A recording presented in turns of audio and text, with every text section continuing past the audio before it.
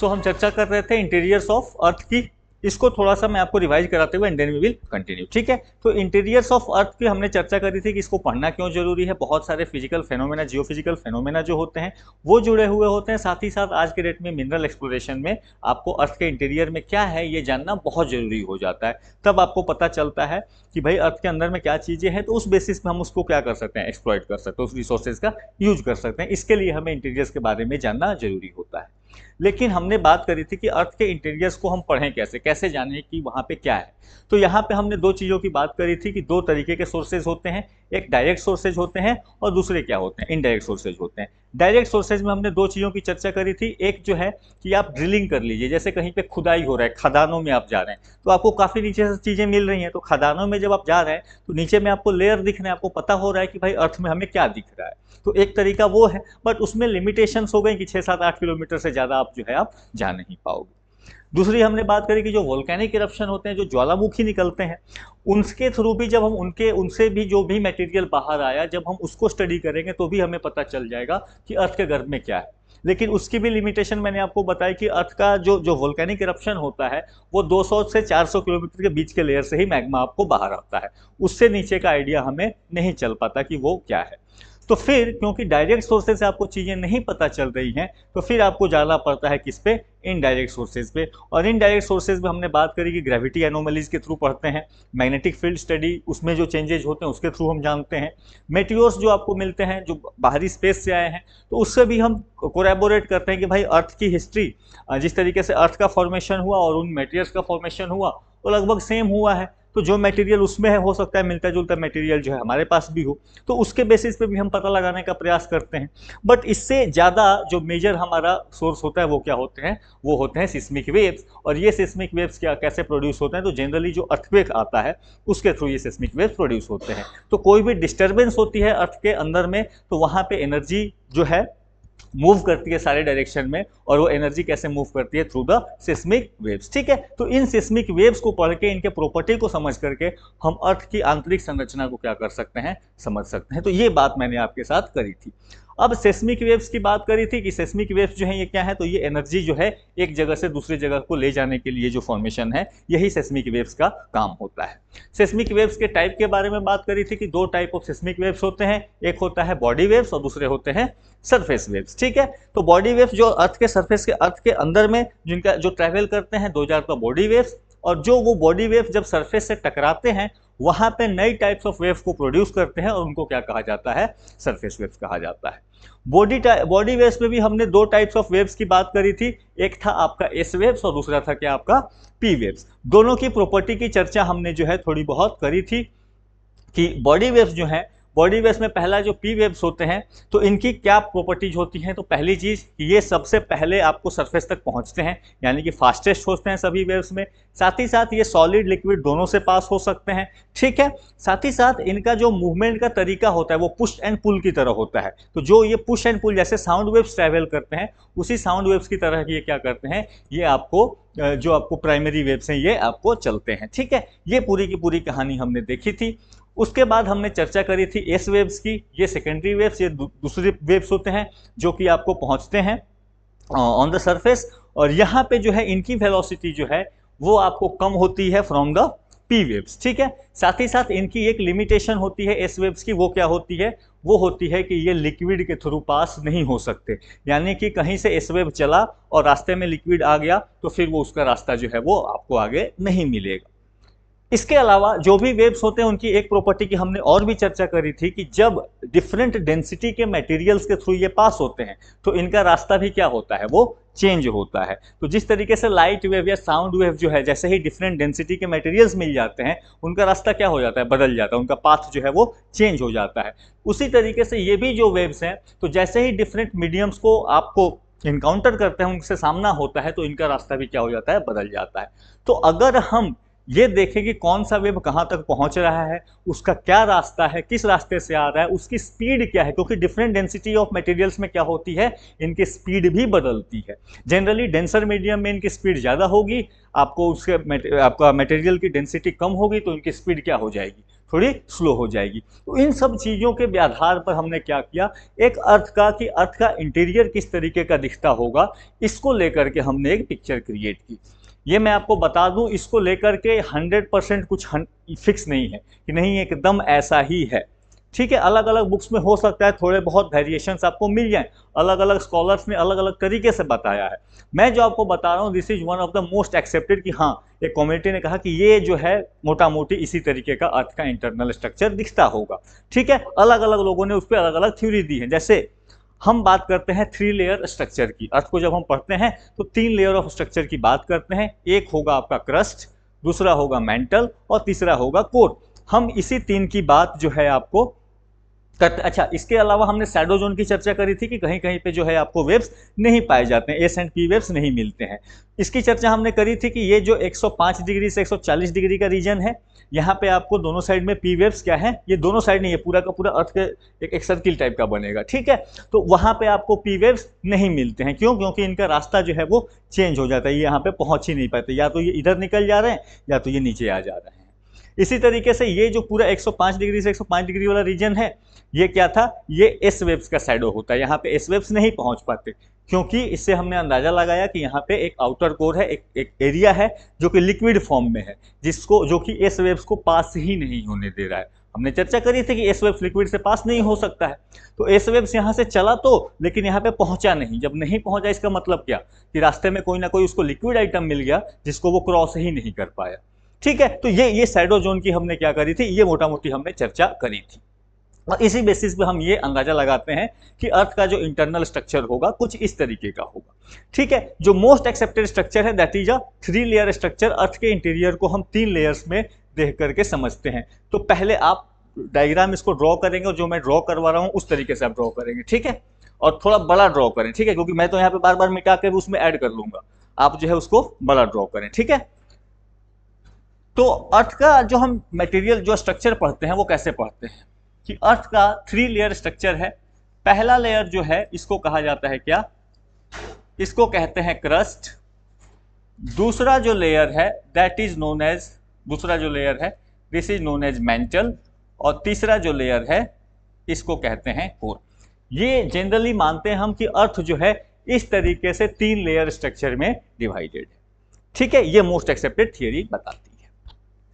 अब क्या बताती है कि अर्थ का जो पूरा रेडियस है, यानी सेंटर से अर्थ के सेंटर से अर्थ के सरफेस तक की जो डिस्टेंस है वो कितनी है, दैट इज 6370 किलोमीटर, 6370 किलोमीटर। ये पूरी की पूरी जो है वो रेडियस अर्थ का आपको इतना मिलेगा। यानी सरफेस टॉप से आप जाओगे, कोर के एकदम सेंटर में जाओगे तो 6370 किलोमीटर की रेडियस जो है आपको देखने मिलेगी। इसमें से जो क्रस्ट का हिस्सा है वो कितना है, वो अप्रॉक्स 100 किलोमीटर का है। यानी क्रस्ट की जो चौड़ाई है वो कितनी है, वो 100 किलोमीटर है, उससे ज्यादा क्रस्ट नहीं है। उसके बाद का जो पोर्शन शुरू होता है वो क्या हो जाता है, वो मेंटल का पोर्शन शुरू हो जाता है।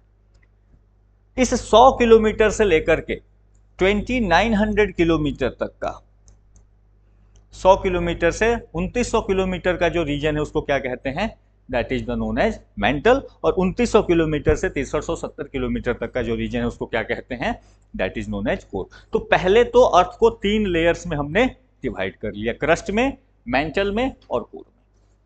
लेकिन अब इनको फर्दर डिवीजन हम करेंगे और इनको डिफरेंट लेयर्स में बांटा जाता है, क्योंकि ये ऐसा नहीं है कि ये एकदम इसी तरीके से आपको दिखेगा, ठीक है।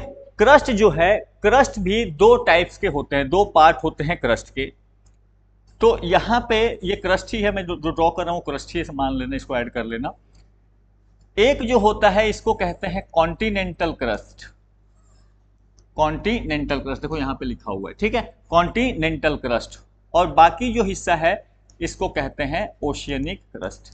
तो जहाँ पे कॉन्टिनेंट्स खड़े हैं that is the part of continental crust, जहाँ पे केवल और केवल ओशियन है वो है ओशियनिक क्रस्ट।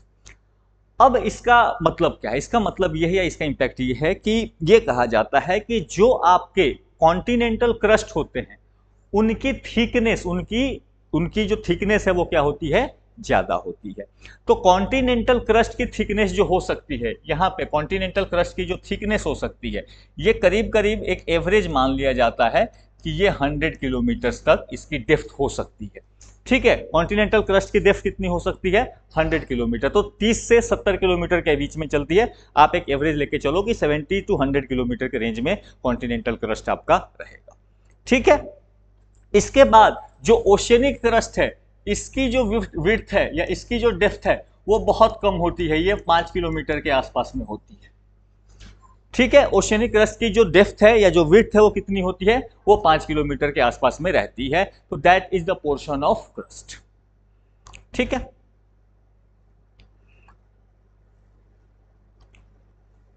अब यहां से एक चीज और ऐड करोगे कि यहां पे जो आपकी डेंसिटी है, डेंसिटी मतलब कौन सा जो पत्थर है वो कितना भारी है। ठीक है, तो जनरल एक आइडिया है कि जो आपका कॉन्टिनेंटल क्रस्ट है यहाँ पे जनरली ग्रेनाइट रहता है, यहाँ पे जनरली ग्रेनाइट पत्थर आपको मिलते हैं, और इनकी जो डेंसिटी होगी कॉन्टिनेंटल क्रस्ट की डेंसिटी हम मान के चलते हैं कि 2.5 ग्राम पर सेंटीमीटर क्यूब के हिसाब से लगभग इतनी इनकी डेंसिटी होगी, यानी घनत्व कहते हैं ना हिंदी में डेंसिटी को, तो घनत्व जो है इनकी करीब करीब 2.5 ग्राम पर सेंटीमीटर क्यूब के आसपास हो सकती है। 2.5 भी हो सकता है, 2.7 भी हो सकता है, इस रेंज में जाएगा। हम एक एवरेज लेके चलेंगे चीजों को सिंपल रखने के लिए। ठीक है, वहीं पे कॉन्टिनेंटल क्रस्ट, जो कॉन्टिनेंटल तो हो गया, जो ओशियनिक क्रस्ट है यहाँ पे जनरली आपको बेसाल्ट मिलता है। यहाँ पे जो पत्थर मिलता है उसको क्या कहते हैं, that is known as basalt नाम का पत्थर मिलता है, और इसकी जो डेंसिटी होती है वो थोड़ी सी ज्यादा होती है, हम 2.9 ग्राम पर सेंटीमीटर क्यूब मान के चलते हैं। ठीक है, 2.9 ग्राम पर सेंटीमीटर क्यूब के हिसाब से इसको मान करके चलो कि इतनी इनकी डेंसिटी होगी।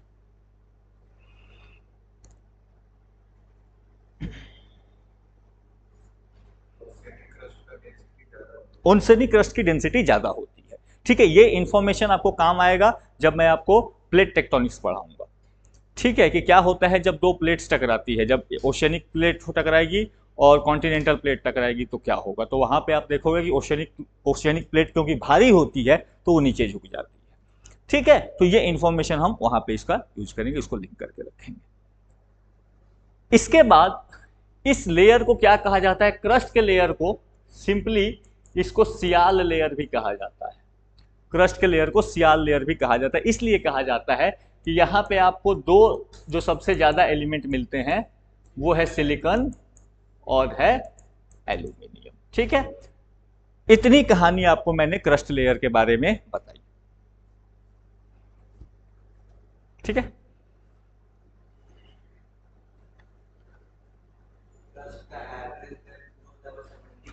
100 किलोमीटर लिख लो।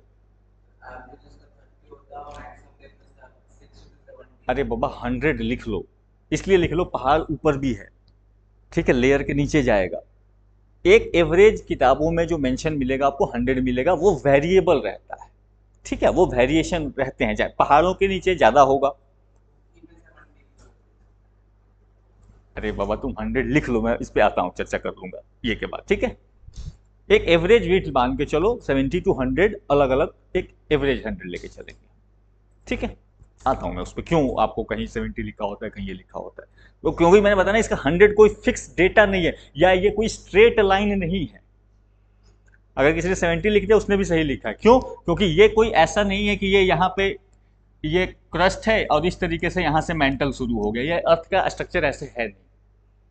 ठीक है, ये चीजों को आसान करने के लिए है, ये कुछ ऐसे है, अर्थ का स्ट्रक्चर जो है कुछ ऐसे है, क्रस्ट ऐसे होगा यहाँ से और यहाँ से मेंटल शुरू हो जाएगा, ये मेंटल है ये क्रस्ट है, ये लाइन स्ट्रेट लाइन नहीं है कहीं।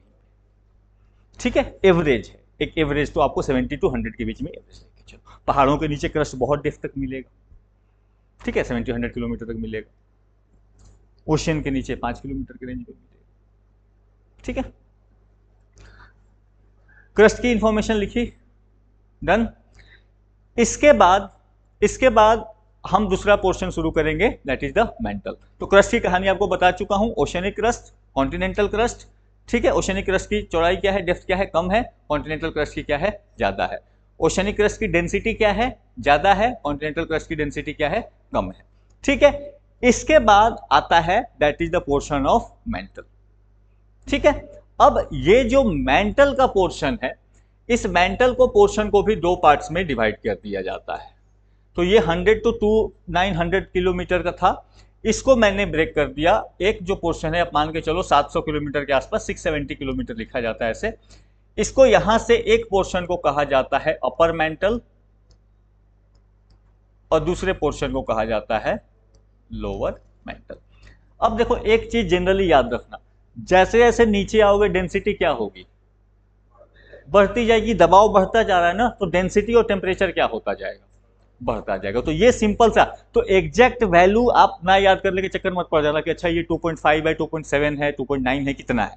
ठीक, एक जनरल वैल्यू आप याद रखना। ये जो रीजन है अपर मेंटल का, ये 3.4 3.5 के आसपास इसकी डेंसिटी आपको देखने मिलेगी। ठीक है, 3.3 to 3.5 ग्राम पर सेंटीमीटर क्यूब के आसपास इस रीजन की डेंसिटी, ओवरऑल एवरेज डेंसिटी। यहां पे भी लेयरिंग है। ठीक है, उसी तरीके से लोअर मेंटल में भी आप यही मान के चल सकते हो, 3.9 ग्राम पर सेंटीमीटर क्यूब के आसपास ये आपको डेंसिटी यहां पे देखने मिलेगी। ठीक है, तो अपर मेंटल, लोअर मेंटल। अब अपर मेंटल के को थोड़ा सा हम और डिटेल में देखेंगे। कारण यह है कि अपर मेंटल से बहुत सी चीजें आपको चर्चा में आएंगी। अपर मेंटल जो है, अपर मेंटल में जो एक हिस्सा होता है, मान लो कि 100 to 200 किलोमीटर का ये जो हिस्सा है, ये क्या होता है, इसको वहीं पे आप लिखना, this is partially molten. This is partially molten. रुको रुको रुको, एक मिनट, उल्टा कर दिया मैंने, 10 मिनट। अरे पूरा ही गायब हो गया, चलो ठीक ही है। क्रस्ट की चर्चा कर चुके हैं हम। ठीक है, ये 100 किलोमीटर पे, इसकी चर्चा आप नहीं करेंगे। हम चर्चा कर रहे हैं मेंटल की, ये 670 किलोमीटर तक और 2900 किलोमीटर तक, इसके बारे में हम चर्चा कर रहे हैं। ठीक है, डेंसिटी हमने लिख ली। अब क्या होता है कि जो आपका मेंटल है, इस लेयर में, मेंटल के लेयर की मैं बात कर रहा हूं। ठीक है, ये जो है 100 से 200 किलोमीटर, ये 100 किलोमीटर था और ये करीब करीब 200 किलोमीटर तक ये जो रीजन होता है, ये है किसका, मेंटल का रीजन है, लेकिन ये सॉलिड पोर्शन है। ये क्या है, ये सॉलिड पोर्शन है। और उसके बाद 200 किलोमीटर से करीब करीब 400 किलोमीटर तक ये जो हिस्सा है, 200 किलोमीटर से 400 किलोमीटर तक हिस्सा जो है, ये क्या है, ये पार्शियली मोल्टेन है। ये पार्शियली मोल्टेन स्टेट में है। ये कंप्लीटली लिक्विड भी नहीं है और कंप्लीटली सॉलिड भी नहीं है।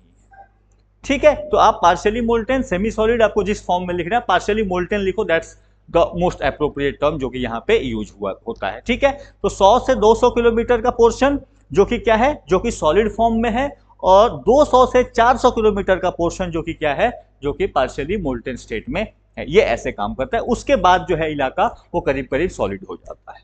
ठीक है, क्योंकि और दबाव बढ़ा, वो और क्या होता चलता जाता है, सॉलिड होता चला जाता है। अब यहां पे चीजें थोड़ी सी इंटरेस्टिंग होती हैं, थोड़ी सी इंटरेस्टिंग होती है।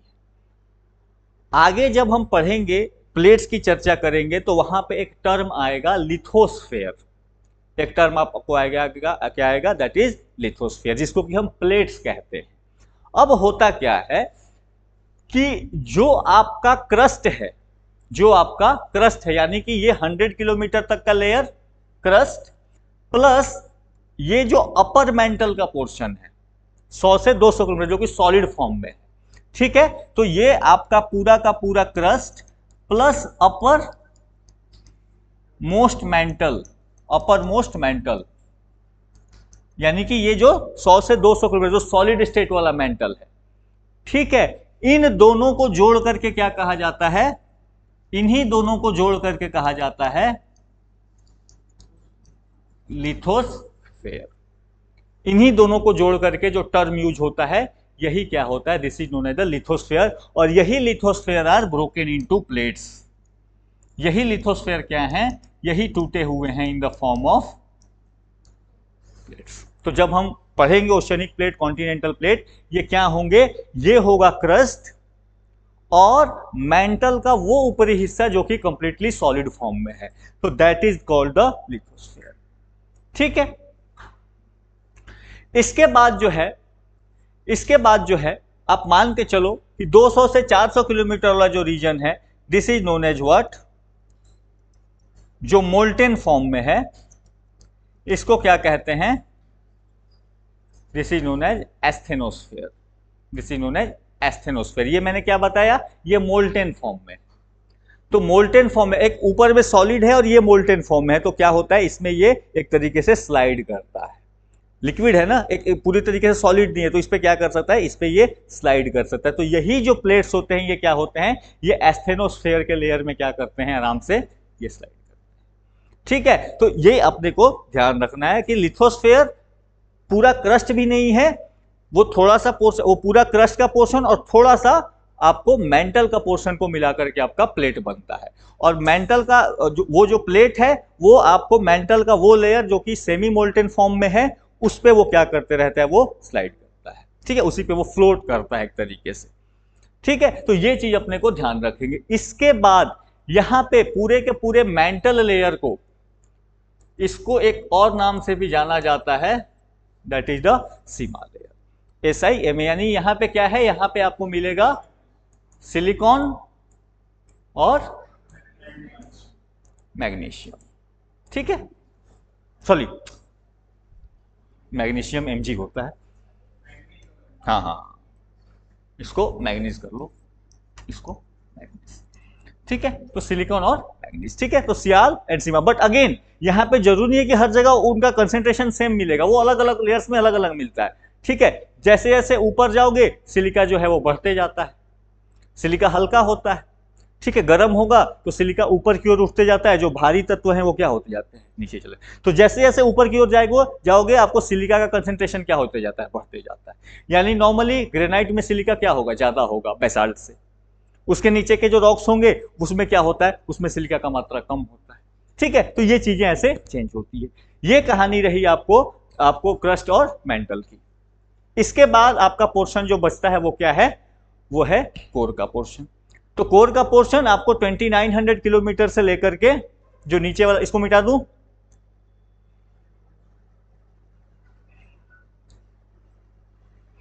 उसके बाद अब आ जाओ यहां से, ये 2900 किलोमीटर और यहां से लेकर के करीब करीब 3250 किलोमीटर के आसपास, और यहां पे फिर 6370 किलोमीटर, इसको आप 6400 किलोमीटर भी लिख सकते हो, कोई इशू नहीं है। ठीक है, यहां पे ये है आपका अपर या आउटर कोर,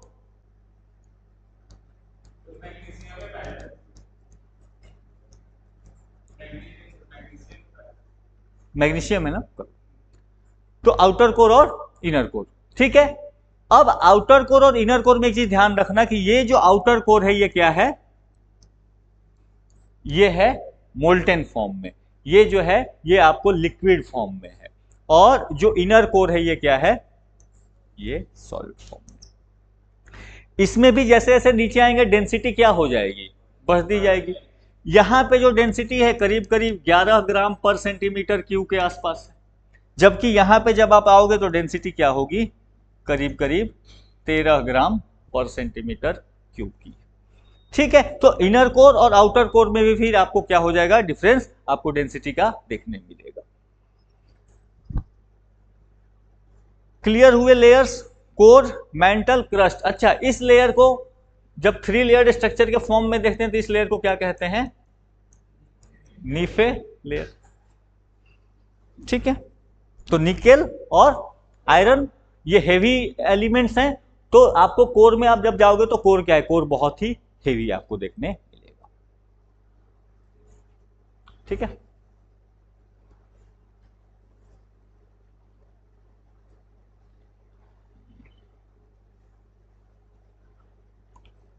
इसके बाद अच्छा, हमें कैसे पता चलता है कि इस तरीके की लेयरिंग स्ट्रक्चर है। तो जब आप चीजों को, क्या होता है कि मान लो कोई यहां से, एक फॉर एग्जांपल ले लेते हैं, एस वेव चला, एस वेव चलेगा तो डेंसिटी के हिसाब से उसकी स्पीड क्या होगी, चेंज होगी, और स्पीड में कितना चेंज हो रहा है उससे हमें एक चीज पता चलता है कि डेंसिटी कितनी ज्यादा चेंज हो रही है। तो मान लो क्रस्ट से चला, ये धीरे धीरे चला, जैसे ही ये मेंटल में आया इसकी स्पीड थोड़ी सी बढ़ी, तो हमें जैसे इसकी स्पीड थोड़ी सी बढ़ी हमें पता चला कि मेंटल जो है वो थोड़ा सा और ज्यादा डेंसिटी उसकी बढ़ी है। बट फिर अचानक से जो एस लेयर की हमने देखी कि उसकी स्पीड क्या हो गई, फिर उसकी स्पीड यहाँ पे कम हो गई। तो स्पीड कम हो गई तो मतलब कि डेंसिटी थोड़ी सी कम हुई है, वो कुछ ना कुछ मोल्टेन फॉर्म में है, हल्का मोल्टेन फॉर्म में आप अंदाजा लगाते हो। फिर वहां से जैसे ही नीचे आ गया, फिर उसकी स्पीड क्या हो गई, बढ़ गई। फिर उसकी स्पीड बढ़ी तो आपको पता चला कि मटेरियल और डेंसर होते जा रहा है। और एस वेव जो है फिर जैसे ही कोर के आउटर कोर पे पहुंचा, बंद हो गया, खत्म हो गया। तो आपको क्या पता चल गया कि जैसे ही ये बंद हो गया, यानी कि यहाँ पे ये कुछ ना कुछ इसको मोल्टेन फॉर्म में, कुछ ना कुछ लिक्विड फॉर्म को उसने इनकाउंटर कर लिया, इसलिए वो आगे नहीं बढ़ पा रहा है। तो जहां पे ये स्पीड्स का वेरिएशन आता है, और उन स्पीड्स के वेरिएशन जहां से वो आने स्टार्ट होते हैं, उनको हम एक नाम देते हैं, उनको कहा जाता है डिसकंटिन्यूटीज। जहां पे जब आप पढ़ते हो, ये जब स्पीड के वेरिएशन डिफरेंट लेयर्स में जब आपको मिलने शुरू होते हैं, उनको एक टर्म कहा जाता है, and those terms are known as discontinuities. तो ऐसे बहुत से हमें डिसकंटिन्यूटीज मिलते हैं, और इन्हीं डिसकंटिन्यूटीज के आधार पे हम क्या करते हैं, हम मान के चलते हैं कि भाई इस तरीके की लेयरिंग स्ट्रक्चर होगी आपको, ठीक है। तो यहां पे आप ध्यान रखोगे कि एक डिसकंटिन्यूटी क्या है, इस तरीके से आप सीक्वेंस में याद रखना। पहला ये है, पहला कोनोरॉइड डिसकंटिन्यूटी, दूसरी है मोहरोविक डिसकंटिन्यूटी, तीसरी है रैपेती डिसकंटिन्यूटी, चौथी है गुटेनबर्ग डिसकंटिन्यूटी, और पांचवी है लेहमैन डिसकंटिन्यूटी। इसको आप ड्रॉ कहां करोगे, तो नीचे से ड्रॉ करो। लेहमैन जो है ये कहां पे है, इनर कोर और आउटर कोर के बीच का। तो इनर कोर और आउटर कोर के बीच में क्या है, that is known as the Lehmann discontinuity, ठीक है। ये कहां पे है, ये है आपको inner core and outer core के बीच का ये जो डिसकंटिन्यूटी, इसको क्या कहते हैं, this is known as the Lehmann discontinuity, ठीक है। इसके बाद जो दूसरा है वो क्या है, या उल्टा लिखा है मैंने, चलो कोई बात नहीं, गुटेनबर्ग डिसकंटिन्यूटी से ऊपर जा रहे हैं। तो ये गुटेनबर्ग डिसकंटिन्यूटी आपको कहां पे मिला, ये मिला बिटवीन मेंटल एंड मेंटल, हाँ लोअर मेंटल लिख लो, मेंटल एंड कोर के बीच का डिसकंटिन्यूटी, ठीक है। तो मेंटल एंड कोर की बात होगी तो ऐसे ही लोअर मेंटल हो गया, ठीक है, और आउटर कोर हो गया। तो मेंटल, या लिख लो लोअर मेंटल ही लिख लो, lower mantle and outer core के बीच की जो डिसकंटिन्यूटी है उसको क्या कह दिया हमने, that is known as the Gutenberg discontinuity. इसी तरीके से यहां पे रैपेती डिसकंटिन्यूटी है। तो रैपेती डिसकंटिन्यूटी किसके बीच का है, ये है इनर मेंटल एंड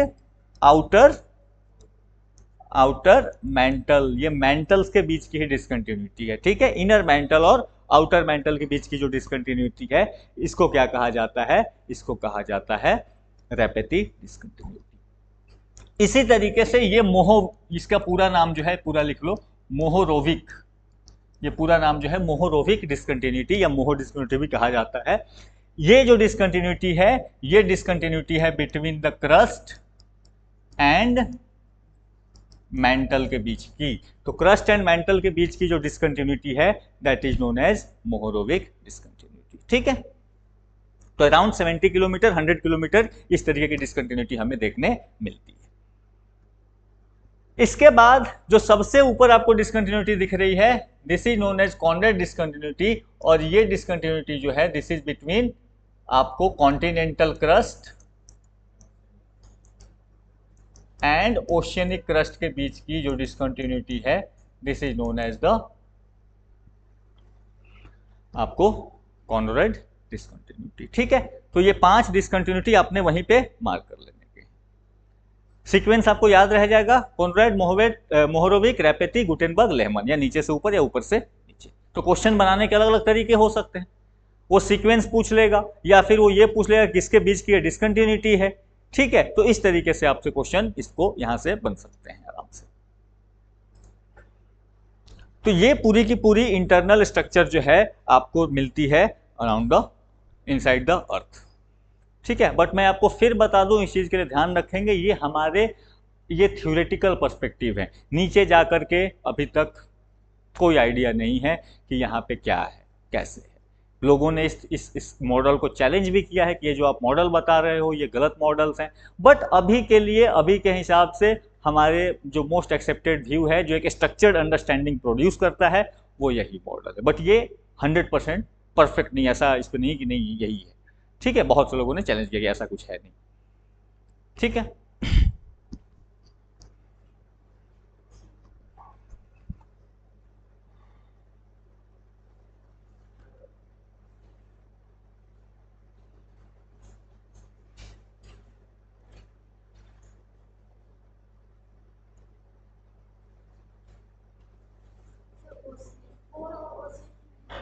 फिर से बोलो। लेहमैन डिसकंटिन्यूटी, ये inner core and outer core, ठीक है, इनर कोर और आउटर कोर, ठीक है। हम्म मोहविक डिसकंटिन्यूटी क्रस्ट और मेंटल के पास है। नहीं नहीं नहीं नहीं, ये लिथोस्फेयर के अंदर में है, ये लिथोस्फेयर के अंदर में ही है, आधा क्रस्ट और मेंटल का ऊपर वाला पोर्शन, उसके बीच का है ये डिस्कंटिन्यूटी, ठीक है। ऐसे भी पूछ सकता है question, which of the following discontinuities are found in inside the lithosphere itself, ठीक है। क्वेश्चन बनाने के टेक्निक अलग अलग हो सकते हैं।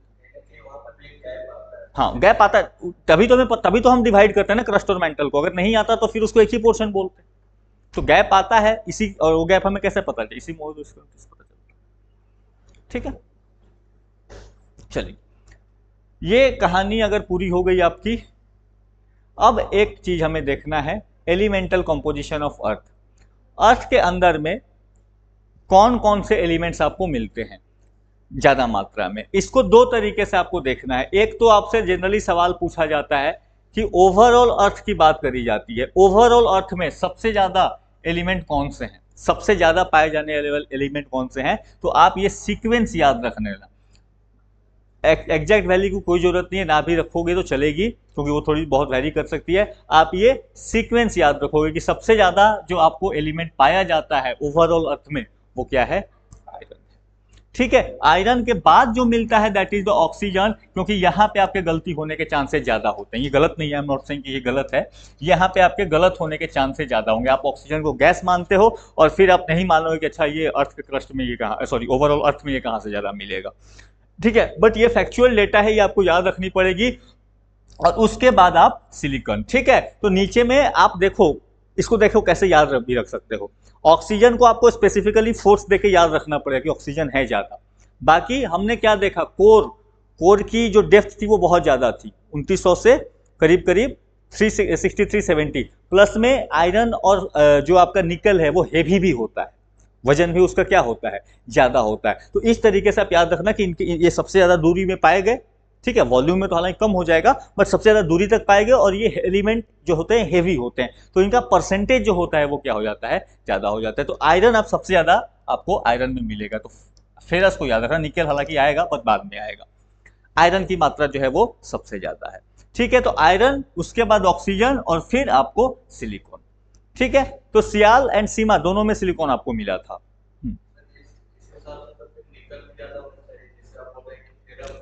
मैंने एक आइडिया दिया याद रखने के लिए, आई एम नॉट सेइंग कि आप ये कारण होता है, ठीक है। मैंने बोला कि आपको याद रखने का एक कारण याद रखना, सबसे लास्ट में आपके सीक्वेंस में क्या आया, सियाल सीमा निफे आयरन, आयरन से याद रखना कि वहां से स्टार्टिंग होती है। अगर ओवरऑल की हम बात करें तो आयरन सबसे, सियाल सीमा निफे में हम सबसे लास्ट में आयरन को देखते हैं, वहां से आयरन आप याद रखना कि यहीं से स्टार्ट होता है, सबसे ज्यादा मात्रा में वही है। नंबर 2 पे ऑक्सीजन की मैंने बात करी, आप भूलोगे कि अच्छा गैस कैसे हो सकता है, बट ध्यान रखना कि नहीं, आयरन के बाद सबसे ज्यादा ऑक्सीजन ही मिलता है पूरा ओवरऑल अर्थ में, ठीक है। उसके बाद बाकी एक दो याद रखना है तो रख लो, नहीं भी रखोगे तो कहानी जो है वो चल जाती है, ठीक है। तो सिलिकॉन, मैग्नीशियम, निकल। लेकिन अगर आपसे केवल पूछ ले कि अर्थ के क्रस्ट में सबसे ज्यादा क्या है, यहां पे जो नंबर सबसे ज्यादा हो जाता है वो क्या है, वो है ऑक्सीजन, ठीक है। तो अर्थ के क्रस्ट में जो सबसे ज्यादा एलिमेंट जो मिलता है वो है ऑक्सीजन, बहुत सारे ऑक्साइड्स में ये मिलता है। तो आयरन के साथ ऑक्साइड बनाए हुए है, एल्यूमिनियम के साथ ऑक्साइड बनाए हुए है, सिलिकॉन, तो बहुत सारे मटेरियल्स के साथ ये क्या बनाया रहता है, ये ऑक्साइड के फॉर्म में बनाया रहता है। और इसीलिए अर्थ के क्रस्ट में जो सबसे ज्यादा मिलता है वो क्या है, ऑक्सीजन। ऑलमोस्ट देखो, ऑलमोस्ट 45-46, ऑलमोस्ट 50% को टच करता हुआ आपको दिख रहा है, ठीक है। तो 45-46% आपको जो है यहाँ पे आपको दिखेगा। और इसके बाद फिर वही सिलिकॉन, एल्यूमिनियम, आयरन, कैल्शियम, एक दो ऊपर से 5 याद रख लेना, बाकी उससे ज्यादा जरूरत नहीं पड़ेगी क्योंकि फिर ये 95% करीब यही हो जाते हैं, ठीक है। सोडियम को इंक्लूड कर लोगे तो 95 हो गए, ठीक है। तो ये आपको ऊपर से लेयर आप इस तरीके से याद रखेंगे, ये आपको स्पेसिफिकली रट्टा मारना पड़ेगा, इसका कोई ये नहीं है। मैंने बस आपको इसलिए बता दी कि ओवरऑल जब अर्थ की बात होगी वहां आयरन 1 पे है, ऑक्सीजन 2 पे है, लेकिन केवल क्रस्ट की बात हो जाएगी तो ऑक्सीजन क्या आ जाएगा, ऑक्सीजन 1 पे आ जाएगा, ठीक है। ये कंफ्यूजन आपको हो सकती है कभी कभी, ठीक है।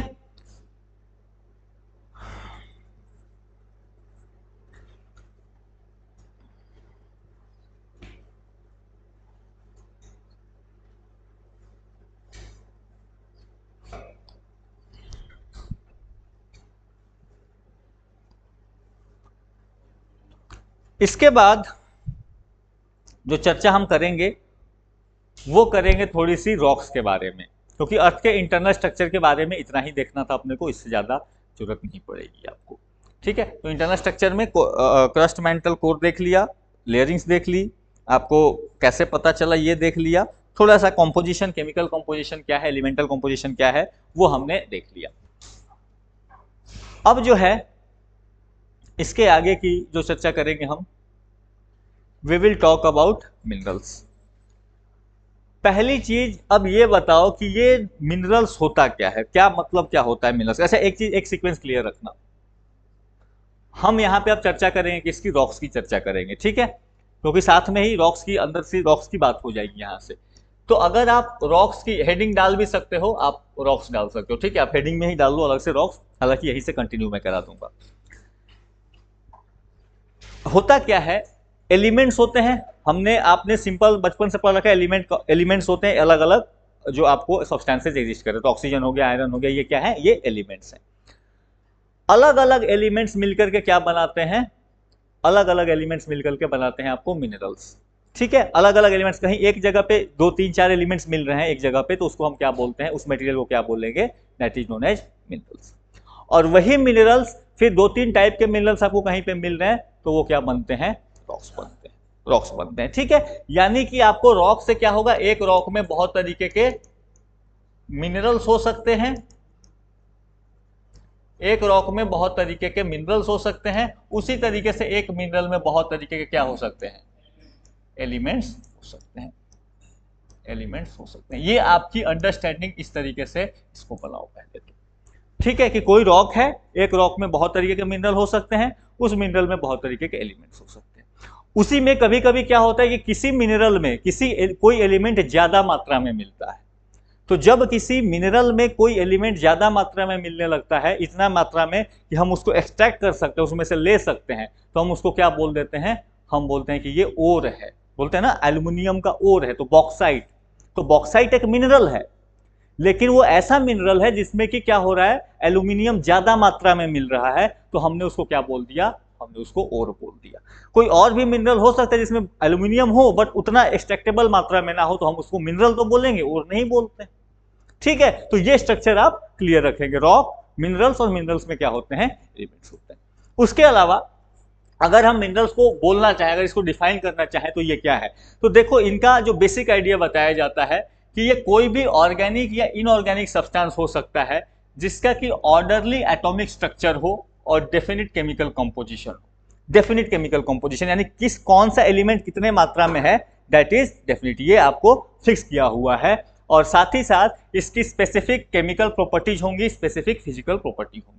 मिनरल वो कैसे लाइट के साथ कैसे रिएक्ट करेगा, हीट के साथ कैसे रिएक्ट करेगा, टेम्परेचर कैसे उसमें चेंज होगा, ठीक है, वो किसके साथ रिएक्शन करेगा, ये चीजें क्या होती हैं, ये एक स्पेसिफिक मात्रा में होता है, तो that is known as mineral. Generally composed of what, 2 और मोर एलिमेंट, 2 या 2 से ज्यादा एलिमेंट से मिला हो सकता है, कभी कभी सिंगल एलिमेंट भी मिल जाते हैं। जैसे गोल्ड वगैरह जो है वो क्या होता है, अलग ही मिल जाता है, वो पूरा का पूरा एक हिस्सा ही मिल जाएगा, बड़ा सा हिस्सा आपको मिलेगा जिसमें केवल और केवल क्या है, गोल्ड है। लेकिन जनरली हम बोलते हैं कि मिनरल जो है वो दो या दो से ज्यादा एलिमेंट से मिलकर के बने होते हैं, तो नोन एज द मिनरल्स। अब देखो ये भी ध्यान रखना, मिनरल्स की भी डेफिनेशन अलग अलग है, ज्योग्राफी में इसकी डेफिनेशन देखोगे कुछ अलग मिलेगी, केमिस्ट्री में पढ़ने लगोगे तो मिनरल्स का मतलब कुछ और मिलेगा। ठीक है, बट जनरली आपको इसीलिए मैंने ये चार्ट बना दिया कि हमें जो ध्यान रखना है वो इस तरीके से याद रखना है। ठीक है, चलो इसके बाद जो बेसिक सोर्स ऑफ मिनरल्स है, जो भी हमें जितने अर्थ पे मिनरल्स मिलते हैं उनका सोर्स कहाँ से मिलता है, मोस्ट ऑफ 99.99% जो आपके मिनरल्स मिलते हैं वो कहाँ से आते हैं, वो अर्थ के कोर से आपको मिले 99% बेसिक। उसके बाद वो ट्रांसफॉर्म हुए हैं, उसके बाद वो उनका चेंज होगा, चेंज ऑफ फॉर्म होगा, बट जो मिले हैं इनिशियल पीरियड से वो कहाँ से, यानी कि अर्थ को जो हम क्या बोलते हैं, अर्थ में अगर आप देखोगे तो अर्थ का जब से फॉर्मेशन हुआ है तो जो मटेरियल था वही मटेरियल है, अलग अलग फॉर्म में उसका क्या होते रहा है, वो चेंज होते रहा। बाहर से तो थोड़े बहुत कभी कभार मेटेराइट्स आ गए, वही आए हुए, बाकी जो भी था वो यहीं से, कार्बन था तो वही कार्बन आगे चल के लाइफ फॉर्म आपको बना, नाइट्रोजन था वही जाके आगे कंपाउंड्स बना। ठीक है, तो मोस्ट ऑफ द मिनरल्स का जो आपका सोर्स है वो क्या है, वो अर्थ का इंटरनल पार्ट ही है, दैट इज द जो आपका हॉट मैग्मा, जहां से आपका इंटीरियर ऑफ अर्थ से मिलता है। ठीक है, जैसे एक हिंदी में एक टर्म यूज होता है, संस्कृत वगैरह में एक टर्म होता है, हालांकि वो तो यूनिवर्स के लिए यूज करते थे, वो हिरण्यगर्भ कहते थे कि जो है पूरे पृथ्वी की उत्पत्ति कहाँ से हुई, पूरे संसार की तो हिरण्यगर्भ से उत्पत्ति हुई। हिरण्यगर्भ ऐसा गर्भ जिसमें से सब कुछ उत्पन्न हो सकता है, सब कुछ बन सकता है। वैसे ही कभी कभी पृथ्वी को भी कुछ कंटेक्स्ट में कहा गया कि हिरण्यगर्भ है, जो यहाँ पे नहीं है वो बाहर से आपको नहीं मिलेगा, जो है वो यहीं पे है। ठीक है, तो सब कुछ कहीं ना कहीं इसके क्या होता है, इंटीरियर ऑफ अर्थ से आपको मिलना स्टार्ट होता है। इस पे आता हूं मैं बाद में थोड़ा सा। अब बात करते हैं, थोड़ा सा हम चर्चा करेंगे रॉक्स एंड रॉक साइकिल्स की। तो रॉक को समझा, मिनरल्स को समझा, मिनरल्स कितने टाइप के होते हैं उसमें मैं आऊंगा। यहां पे मैं आपको थोड़ी चर्चा करूंगा रॉक की। तो रॉक क्या है, सिंपल भाषा में आपको समझाया, rock is what, it is an aggregate of one और मोर मिनरल्स। एक या दो से ज्यादा, एक या एक से ज्यादा मिनरल्स अगर कहीं पे है तो इसको हम क्या कहेंगे, दैट इज नोन एज आपको रॉक्स। इनमें एक चीज ध्यान रखना, इनका कोई भी डेफिनिट कंपोजिशन नहीं होता है, कोई भी डेफिनिट मिनरल का कि मिनरल का कितना परसेंटेज क्या कॉन्स्टिट्यूशन होगा, वो ऐसा फिक्स नहीं होता है। ठीक है, ये चीज आप रॉक्स में रखेंगे। इसके अलावा साइंटिफिक स्टडी ऑफ रॉक्स का एक टर्म यूज होता है जिसको कहते हैं पेट्रोलॉजी। अब हम थोड़ा सा यहाँ पे टाइप्स ऑफ रॉक्स को देखेंगे, रॉक्स के थोड़े से टाइप को अपने और रॉक साइकिल को यहाँ से समझने का हम प्रयास करेंगे। ठीक है, अब ये देखो, ये जो मिनरल्स हैं ये क्या होते हैं, ये अपना फॉर्म भी चेंज करते हैं, मिनरल्स का कंपोजिशन चेंज होते रहता है। ठीक है, जैसे कोई भी नीचे से कोई मिनरल चला ऊपर की ओर, ऊपर क्या है, ऊपर ठंड है, नीचे हीट हो रहा है, तो हीट होने पे क्या होगा, जब गर्म होगा तो गर्म होने के बाद पानी क्या होता है, गर्म पानी उबलने के बाद ऊपर की ओर बढ़ता है, ठंडा पानी क्या होता है, नीचे की ओर जाता है। वैसे ही जब ये आपके जो मिनरल्स हैं ये क्या होता है, जब हीट होते हैं, हीट होने के बाद क्या होते हैं, ये ऊपर की तरफ बढ़ते हैं। जब ये ऊपर की तरफ बढ़ते हैं तो इनका फॉर्म क्या होने लगता है, चेंज होने लगता है। मान लो कि एक पूरा का पूरा मिनरल यहाँ पे कोई भी रॉक है, जैसे मान लो एक ऑलिवाइन मिनरल होता है, तो ऑलिवाइन रॉक्स भी बोलते हैं, ऑलिवाइन मिनरल भी बोलते हैं। वो जब ऊपर की तरफ राइज हो रहा है तो उसमें बहुत सारे एलिमेंट्स हैं। अब उसमें से कोई एलिमेंट क्या है, थोड़ा ज्यादा हैवी है, थोड़ा ज्यादा भारी है, तो वो क्या होगा, वो धीरे धीरे राइज होगा कंपेयर टू उसमें जो दूसरा एलिमेंट है जो थोड़ा हल्का है। तो कुछ समय बाद, मान लो 100 किलोमीटर ट्रैवल के बाद क्या होगा, उसका कंपोजिशन बदल जाएगा। तो भारी वाले एलिमेंट कुछ नीचे रह गए, हल्के वाले एलिमेंट ज्यादा उसमें आ गए, वो क्या होगा, मिनरल का पूरा कंपोजिशन चेंज हो गया। वही मिनरल ठंडा हो गया, वो रॉक बन गया। ठीक है, तो इस तरीके से इनका composition with in the earth क्या होते रहता है, वो चेंज होते रहता है। जैसे जैसे ऊपर नीचे वो ट्रेवल करते हैं, वो क्या होते रहता है, चेंज करते रहता है। ठीक है, इसके बाद हम रॉक्स की चर्चा करेंगे। तो रॉक्स पेट्रोलॉजी कहते हैं। अगर हम रॉक्स को, ओवरऑल रॉक्स को डिवाइड किया जाए, पूरे अर्थ पे जो भी टाइप ऑफ रॉक्स मिलते हैं, कि उसको डिवाइड किया जाता है on the basis of formation. Rocks बने कैसे, देखो रॉक्स को डिवाइड करने के बहुत से तरीके हो सकते हैं, अलग अलग तरीके हो सकते हैं कि वो किस टाइप का रॉक है, एसिडिक है, बेसिक है, या कहाँ पे किस डेप्थ में मिलता है, वो अलग अलग तरीके से रॉक्स को क्लासिफाई किया जा सकता है। जो हमें सिलेबस में हम ज्यादातर देखते हैं वो है कि वो उसका फॉर्मेशन कैसे हुआ, on the basis of formation हम क्या करते हैं, रॉक्स को पढ़ते हैं। और जब उस बेसिस पे हम डिवाइड करते हैं तो रॉक्स को कितने टाइप्स में डिवाइड करते हैं, वी डिवाइडेड इनटू 3 टाइप्स। तो अब हम जो है उन्हीं रॉक्स के टाइप्स को क्या करेंगे, थोड़ा बहुत स्टडी करेंगे। सो 3 तरीके के रॉक्स आपको देखने मिलेंगे, इनकी चर्चा एक एक करके करेंगे, बट ओवरऑल स्टडी आपको बता दूं, एक जो टाइप ऑफ रॉक होता है जिसको कहते हैं इग्नियस रॉक्स, या इसी को कहा जाता है प्राइमरी रॉक्स। ठीक है, इग्नियस रॉक्स या प्राइमरी रॉक्स, हिंदी में क्या लिखा हुआ है, आग्नेय चट्टानें। नहीं, ये क्या होती है, देखो अर्थ के अंदर से जो मैग्मा बाहर आ रहा है, वो जब ऊपर की सरफेस की ओर आया, वो ठंडा हुआ, ठंडा होने के बाद जो आपको रॉक बना, उसी को हमने क्या कह दिया, that is known as igneous rock. तो अर्थ के गर्भ से जो मैग्मा बाहर आया, बाहर आने के बाद ठंडा हो गया, ठंडा होने के बाद जो चट्टान आपको मिली उसका नाम आपने क्या रख दिया, that is known as igneous rock. That's it, igneous rocks में और कुछ नहीं।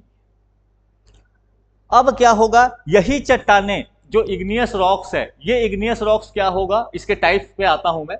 ये इग्नियस रॉक्स क्या होगा, एक टाइम के बाद धीरे धीरे इस पे आपको नेचर के फोर्स एक्ट करेंगे, बारिश होगी, ठंड पड़ेगी, गर्मी होगी, ये फैलेगा, सिकुड़ेगा, धीरे धीरे टूटना शुरू होगा।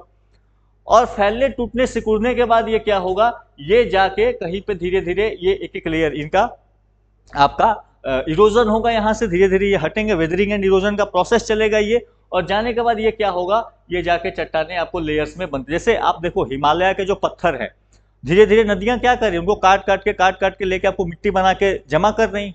अब धीरे धीरे ये लेयर्स क्या होते जाएंगे, जमा होते जाएंगे, और जमा होते होते होते होते बिकॉज ऑफ द प्रेशर, यहाँ पे ऊपर से ये जमा होते जा रहा है तो यहाँ पे प्रेशर ज्यादा फील हो रहा है धीरे धीरे, और इसमें और से छोटे मोटे सीमेंटिक एजेंट लगेंगे, और लगने के बाद इसको क्या कर देंगे, ये जो पहले छोटे छोटे पार्टिकल्स आके इकट्ठा हुए थे, यही पार्टिकल्स धीरे धीरे जमा होते होते सॉलिडिफाई हो गए, बिकॉज ऑफ प्रेशर क्या हो जाएंगे, ये आपको धीरे धीरे टाइट होना शुरू हो जाएगा, कड़ा होना शुरू हो जाएंगे, ये पत्थर का फॉर्म बन जाएंगे। इन्हीं रॉक्स को क्या कहा गया, these are known as the sedimentary rocks. Sediment से क्या बना, सेडिमेंट्री रॉक्स। इनिशियल कोई रॉक था, वो ब्रेक डाउन हुआ सेडिमेंट्स में, छोटे छोटे पार्ट्स में टूटा, टूटने के बाद जाके कहीं पे इकट्ठा हुआ, बिकॉज ऑफ प्रेशर वो क्या हो गया, वो कड़ा हो गया, सॉलिडिफाई हो गया, उन्हीं को हमने क्या कह दिया, those are known as the sedimentary rocks.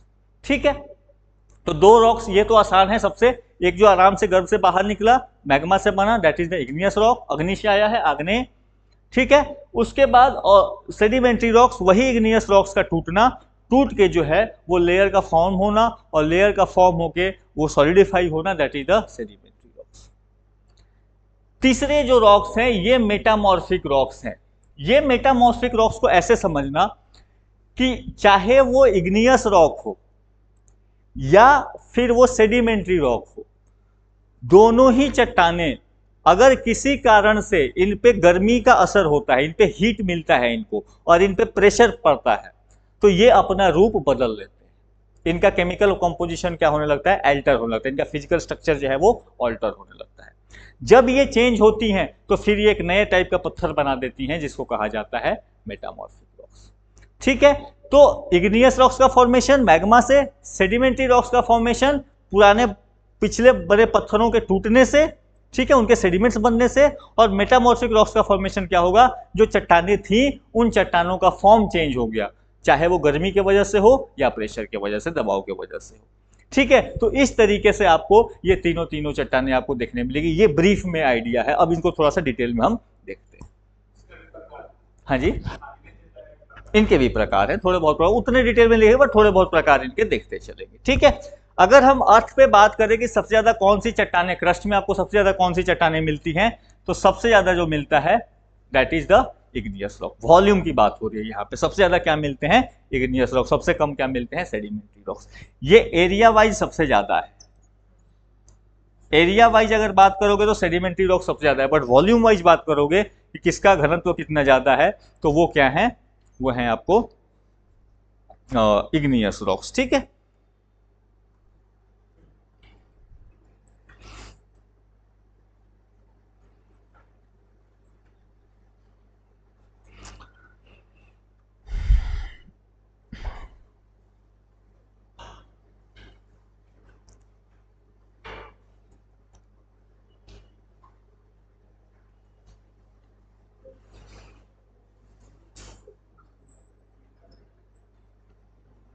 Done हो गया। चलो, इसके बाद इग्नियस, अब एक एक करके एक एक रॉक्स को देखते हैं। तो सबसे पहले इग्नियस रॉक्स के टाइप को देखेंगे।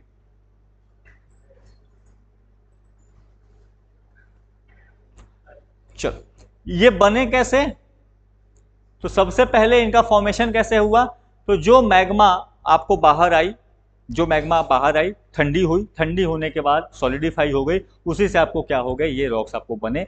इसीलिए इनको बेसिकली क्या कहा जाता है, प्राइमरी रॉक्स भी कहा जाता है। अच्छा ये बताओ, यहाँ पे फॉसिल्स होंगे क्या, इग्नियस रॉक्स में आपको फॉसिल्स मिलेंगे क्या? हाँ जी, ध्यान रखना, इग्नियस रॉक्स में आपको कभी भी फॉसिल्स नहीं मिले। फॉसिल मतलब जीवाश्म नहीं मिल सकते। कैसे मिलेंगे बताओ, मैग्मा लावा से आ रहा है, वो जल जाएगा। ठीक है, तो इग्नियस रॉक्स में कभी भी आपको क्या होंगे, फॉसिल्स नहीं मिलेंगे, ये चीज पहली चीज ध्यान रखो।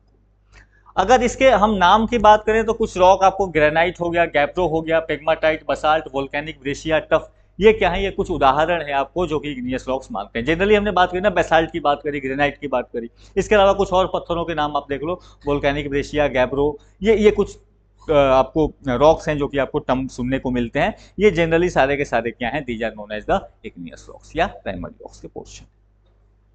अब अगर इग्नियस रॉक्स को बांटना चाहो तो इसको अलग अलग तरीके से बांटा जा सकता है। इग्नियस रॉक्स को भी बहुत तरीके से बांटा जा सकता है। एक तरीका तो ये हो सकता है कि इसका ग्रेन स्ट्रक्चर क्या है।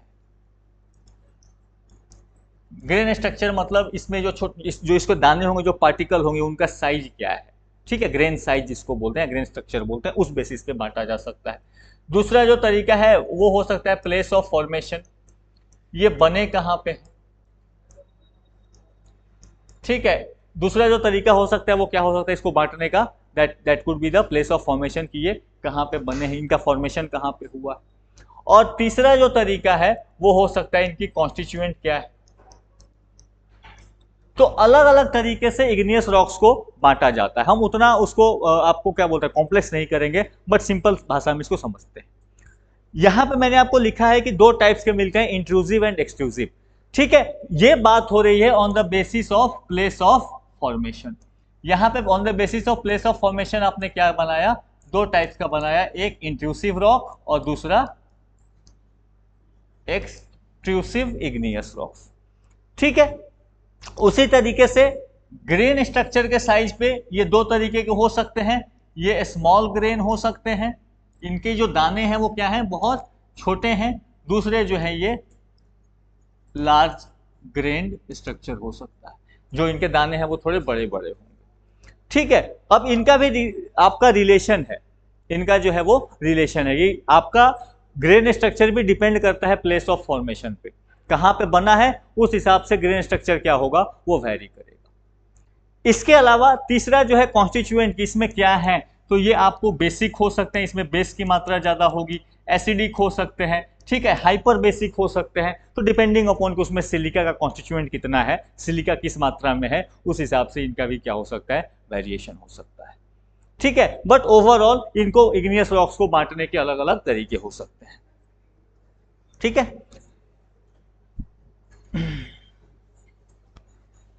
अब जो चर्चा हम करेंगे that will be related to कि कौन सा इनका कैसे फॉर्मेशन हुआ है, ठीक है। और कैसे फॉर्मेशन हुआ है वही बता देगा कि आपका जो ग्रेन स्ट्रक्चर है, ग्रेन साइज है, वो किस तरीके से काम करेगा, ठीक है। क्या हो गया,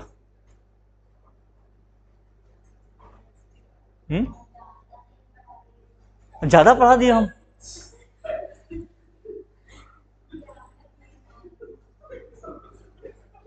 एक्चुअली आपकी दूसरी क्लास हो गई ना, इसलिए आपको ज्यादा लग रहा है, ठीक है, जबकि आज तो बहुत कम ही पढ़ाया आपको, ठीक है। हाँ जी,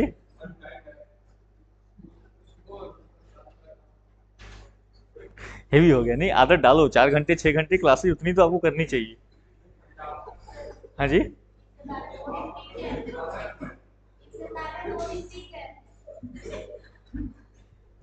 होता है कभी कभी परेशानी होती है, कोई नहीं, थोड़ा सा आप चले जाओ बाहर, मुंह हाथ धो के चले जाओ, ठीक है, थोड़ा सा फ्रेश होके आ जाओ, बैठे बैठे होने लगता है। हाँ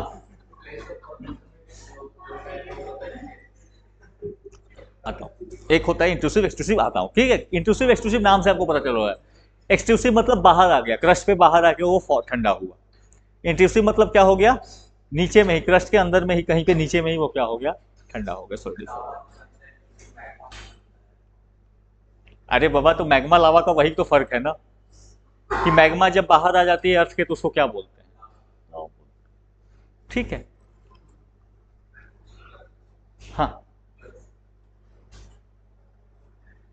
ठीक है। अब यहां पे अच्छा, इग्नियस रॉक्स में इंट्रूसिव और एक्सट्रूसिव लिख ही लो, और क्या।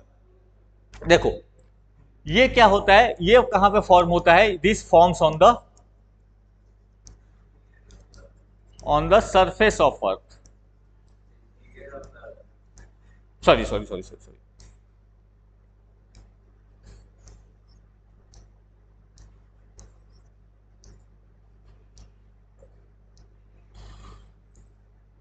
ये कहां पे होगा, this forms in interior of earth.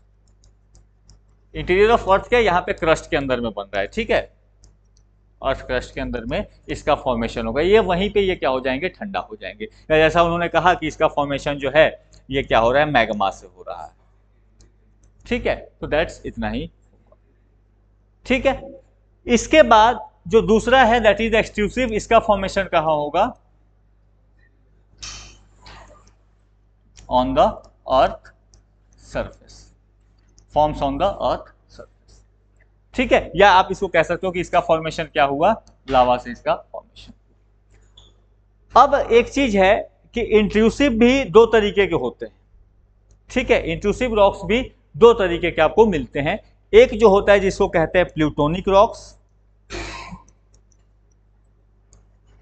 और दूसरा जो होता है जिसको कहते हैं हाइपर बेसल। तो इनसाइड में, इंटीरियर में फॉर्मेशन हुआ, उसको हमने क्या कहा, इंट्रूसिव रॉक्स कहा। इंट्रूसिव रॉक्स में भी दो टाइप हुए, एक हुआ प्लूटोनिक और दूसरा हुआ क्या, हाइपर बेसल। प्लूटोनिक वो रॉक्स हैं जो इंटीरियर में तो बने ही हैं बट बहुत डीप इनसाइड द सरफेस बने हैं, बहुत डीप इनसाइड द सरफेस बने। ठीक है, हाइपर बेसल क्या होगा कि वो बहुत डीप नहीं बने, थोड़ा सरफेस के पास आके बने हैं। ठीक है, ये क्या है, ये डीप इनसाइड द सरफेस इनका फॉर्मेशन हुआ है। हाइपर बेसल में क्या हुआ है, इनका फॉर्मेशन नियर द सरफेस हुआ है। ठीक है, तो ये पूरी की कहानी आपको इंट्रूसिव एंड एक्सट्रूसिव रॉक्स की रही। एक्सट्रूसिव रॉक्स तो ऊपर से सरफेस पे आके आपका बना ही है, तो उसकी बात ही अलग होगी। ठीक है, इंट्रूसिव में भी दो टाइप थे, प्लूटोनिक एंड हाइपर बेसल। इसको हम ज्यादा थोड़ा और चर्चा करेंगे जब हम बात करेंगे वोल्केनिक एक्टिविटी की। ठीक है, तो वोल्केनिज्म एक तरीके से क्या है, लावा बाहर आ रहा है, मैग्मा बाहर आ रहा है, तो ये क्या है, वोल्केनिज्म ही तो है। ठीक है, तो कुछ वैसी एक्टिविटी हो रही है। तो इनके टाइप्स क्या होते हैं, हाइपर बेसल, और बहुत टाइप्स के इनमें। ठीक है, तो इनमें अलग तरीके के इनके फॉर्मेशन के किस स्ट्रक्चर में बना है, सील्स होते हैं, डाइक्स होते हैं, ऐसे करके इनका फॉर्मेशन होता है। उसको अपन बाद में देखेंगे, यहाँ पे नहीं देखेंगे। इतना आप स्ट्रक्चर इसका ध्यान पे रखेंगे। एक चीज, दूसरी चीज हमने बोली ग्रेन फॉर्मेशन की बात की कि इसका साइज ऑफ द ग्रेन्स क्या है। देखो, साइज ऑफ ग्रेन डिपेंड करता है कि वो रॉक कैसे ठंडा हुआ है, वो रॉक कैसे ठंडा हुआ है। अगर वो रॉक जल्दी ठंडा होगा, अचानक से ठंडा होगा, तो फिर उसमें जो ग्रेन के साइज बनेंगे वो क्या बनेंगे, बड़े बनेंगे। ठीक है, रॉक्स अगर अचानक से बहुत तेजी से ठंडा होंगे तो उनके ग्रेन के साइज क्या होंगे, बड़े बनेंगे। अब मुझे ये बताओ कि इंटीरियर ऑफ द अर्थ या intrusive rock and extrusive rocks में ज्यादा जल्दी कहां पे ठंडा हो सकते हैं। ऑब्वियसली ना, जब एक्सक्लूसिव में बनेंगे तो वो क्या होंगे, वो ज्यादा जल्दी ठंडे होंगे। तो यहां पे जो एक्सक्लूसिव रॉक्स मिलते हैं जनरली, उनका ग्रेन साइज क्या होता है, इनका ग्रेन साइज क्या होता है जनरली,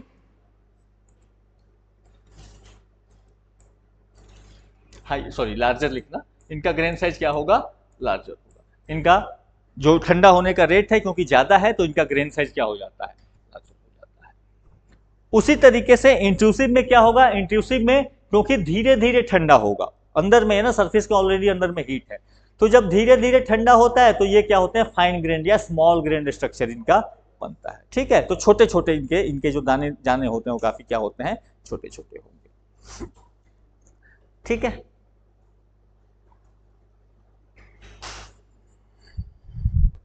तो इतनी कहानी आप ध्यान रखेंगे अबाउट द इग्नियस रॉक्स।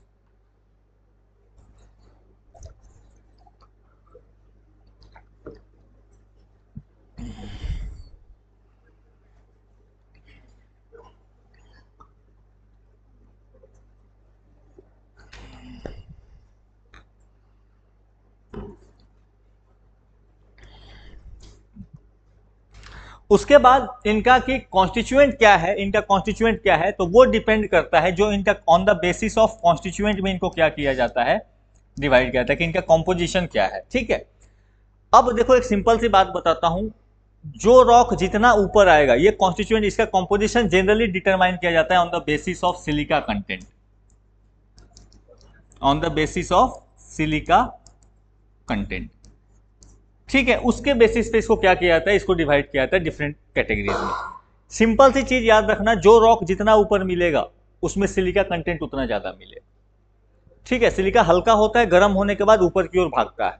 ठीक है, तो जो जितना ऊपर है उसमें सिलिका कंटेंट उसमें क्या है, ऊपर ज्यादा है। अब मैं आपको यहाँ पे नाम बहुत सारे रॉक्स के लिए लिखवा सकता हूँ, but don't go for it. ठीक है, कि गैबो रॉक्स होते हैं, पेडोटाइट्स होते हैं, ग्रेनाइट, बेसाल्ट, अब इनमें सिलिका कंटेंट नॉट नीडेड, नहीं पूछा जाएगा। ठीक है, बट सिंपली ये याद रखना कि कॉन्स्टिट्यूएंट जैसे जैसे ऊपर जाएगा सिलिका कंटेंट क्या हो जाएगा, इंक्रीजेज अपवर्ड्स, इंक्रीजेज अपवर्ड्स। और सिलिका कंटेंट किसी रॉक में, किसी भी रॉक में सिलिका कंटेंट ज्यादा बढ़ रहा है, वो रॉक उतना ही हल्का होता जाएगा, उस रॉक की जो डेंसिटी होती है वो उतनी ही कम होती है, सिलिका डेंसिटी कम कर देता है। ठीक है, ये चीज ध्यान रखना। इग्नियस रॉक्स में अगर आप यूज बोलें, एक तो आपको कंस्ट्रक्शन के लिए यूज हो सकते हैं जनरली, साथ ही साथ बहुत सारे जो मिनरल्स मिलते हैं इनमें आपको बहुत सारे मिनरल्स भी मिल जाते हैं। गर्व से आ रहा है ना, ऑब्वियसली आप कर सकते हैं, बट हालांकि इसको आप मूर्ति वूर्ति बनाने के लिए यूज नहीं होता है, क्योंकि इनको इनको कास्ट करना काफी मुश्किल होता है, काफी ठोस होते हैं ना, काफी ज्यादा इनकी स्ट्रेंथ काफी ज्यादा होती है, तो इनको आपको कास्ट करना थोड़ा मुश्किल हो जाता है। जनरली इनका यूज बिल्डिंग में कंस्ट्रक्शन के लिए, साथ ही साथ आपको बहुत वेराइटी ऑफ मिनरल्स जो हैं वो यहाँ से मिलते हैं। क्या यहाँ पे एक सिस्टम है, एक मिनरल्स एक्सप्लोरेशन का तरीका होता है जिसमें कहते हैं वेन्स मिले। वेन्स में क्या होता है, डिफरेंट टाइप्स ऑफ मिनरल्स मिलते हैं। तो यहाँ पे कई बार क्या होता है, जब मैग्मा आया तो मैग्मा में ही कई बार क्या होता है, अलग अलग मिनरल्स इकट्ठे ही आपको बहुत सारे मिल जाते हैं। ठीक है, जैसे कभी कभी गोल्ड क्या होता है, गोल्ड वेन्स डिपॉजिट्स में भी मिलते हैं। तो एक चट्टान है, चट्टान का एक बहुत बड़ा उसमें जो हिस्सा है वो उसमें क्या है, वो सोना है, जो सोना ठंडा हुआ है। ठीक है, तो इसमें वेन्स एंड लोड्स कहते हैं, तो वेन्स यहाँ पे बहुत ज्यादा मिलते हैं।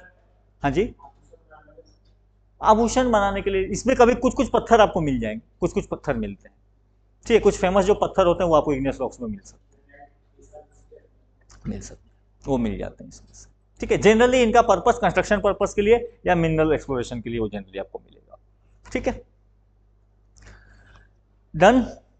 ठीक है, इसके बाद जो दूसरा है category, that is of the sedimentary rocks. इसको क्या कहा जाता है, this is also known as the detrital rocks. Sedimentary या डेट्रिटल रॉक्स दोनों ही जो नाम है ये किसके लिए यूज किए जाते हैं, सेडिमेंट्री रॉक्स के लिए यूज किए जाते हैं। ठीक है, ये कैसे बना, because of the formation of sediment. तो चाहे वो मेटामॉर्फिक रॉक हो या फिर इग्नियस रॉक हो, दोनों ही रॉक्स टूटते चले गए, धीरे धीरे ब्रेकडाउन हुए, लेयर्स में इनके सेडिमेंट्स जो हैं इकट्ठा होते गए। वो उनमें एक कहते हैं कि पहले देखो, पहले क्या हुआ, पहले ये पत्थर टूटेंगे, इनका एक प्रोसेस है, पहले ये पत्थर क्या होंगे, वेदर्ड होंगे, यानी वेदरिंग होगी, ब्रेकडाउन होंगे। जो भी पुराने पत्थर थे, ये वेदरिंग किसकी होगी, आपको ये इग्नियस की भी हो सकती है, ये किसी मेटामॉर्फिक की भी हो सकती है, या खुद कोई सेडिमेंट्री रॉक पहले से था उसकी भी हो सकती है। सेडिमेंट्री रॉक भी तो टूटेगा ना, तो वेदरिंग की प्रोसेस होगी। उसके बाद उसका कहीं ना कहीं उसको क्या किया जाएगा, उसको ट्रांसपोर्ट होगा, वो जाके क्या होगा, कहीं ना कहीं ट्रांसपोर्ट, उसको हवा के थ्रू, ग्लेशियर्स के थ्रू, पानी के थ्रू, वो क्या होगा, एक जगह से दूसरी जगह पे जाएगा। ये जाने के बाद इसका क्या होगा, कहीं पे जाके उसको डिपोजिशन होगा, धीरे धीरे धीरे धीरे क्या हो जाएगा, डिपोजिशन होगा। और डिपोजिशन के साथ साथ धीरे जब प्रेशर बढ़ता जाएगा तो एक प्रोसेस होता है जिसको कहते हैं लिथिफिकेशन। एक प्रोसेस होता है जिसको कहते हैं लिथिफिकेशन, जहां पे अब ये क्या हो जाएंगे, बिकॉज ऑफ द प्रेशर अब इनके इनकी इनकी मजबूती जो है वो बढ़नी शुरू हो जाएगी। हाँ जी, चेक कर लेना थोड़ा सा, ठीक है, क्योंकि हिंदी का टर्म मुझे एग्जैक्टली नहीं पता। तो धीरे धीरे ये क्या हो जाएंगे, ये लिथिफिकेशन होगा, और लिथिफिकेशन होगा, साथ ही साथ यहाँ पे कुछ सीमेंटिंग एजेंट मिलते हैं, और ये दोनों मिलके इसके क्या कर देते हैं, ये इस तरीके के पत्थरों का निर्माण कर देते हैं। ठीक है, तो ये डिफरेंट तरीके से जाएगा। अब ये चीज भी ध्यान रखना कि ये जो पत्थर होते हैं, पहली चीज यहाँ पे फॉसिल्स आपको मिलेंगे, क्यों, क्योंकि लेयर बाय लेयर जमा हुए। ठीक है, बहुत ज्यादा हीटिंग नहीं हुई है इनकी, तो यहाँ पे जीवाश्मों के मिलने के चांसेस जो है वो मैक्सिमम मिलेंगे, मैक्सिमम यहीं पे जीवाश्म इसी में मिलते ही हैं दुनिया भर के। ठीक है, मेटामॉर्फिक में कहीं कहीं 1-2% कहीं मिल गए तो मिल गए, इग्नियस में बिल्कुल नहीं मिलेंगे। तो मैक्सिमम जो है आपको कहाँ पे मिलेंगे, इसके बाद यहाँ पे एक चीज और भी ध्यान रखना है कि these rocks contain a number of layers और स्ट्रेटा। इनमें डिफरेंट डिफरेंट लेयर्स के मिलते हैं, क्योंकि जैसे जैसे जो पत्थर आके जमा हुआ, जो कॉन्स्टिट्यूएंट आके यहाँ पे जमा हुआ, वो लेयर आपको क्या हो जाएगा, बनता चला जाएगा। ठीक है, तो कहीं पे फाइन ग्रेन मिलेगा, उसमें अगले लेयर में देखोगे तो थोड़ा सा लेयरिंग उसकी जो है, उसमें जो ग्रेन स्ट्रक्चर है वो चेंज हो गया। ठीक है, तो वो चीज आपको देखने मिलेगा।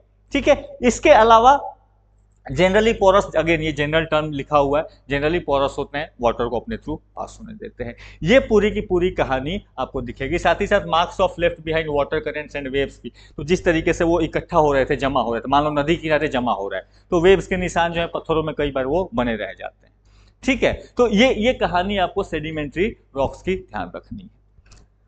अब अगर हम बात करें टाइप्स ऑफ सेडिमेंट्री रॉक्स की, सेडिमेंट्री रॉक्स के फॉर्मेशन तो बहुत चिंता का विषय नहीं है, थोड़ा सा चर्चा आपको करनी है, that is of the types of sedimentary rocks की, इनका फॉर्मेशन कैसे होता है। एक जो कहते हैं हम लोग that is the mechanically form, mechanically form आपको जो सेडिमेंट्री रॉक्स हैं इनका formation because of weathering and erosion हुआ है।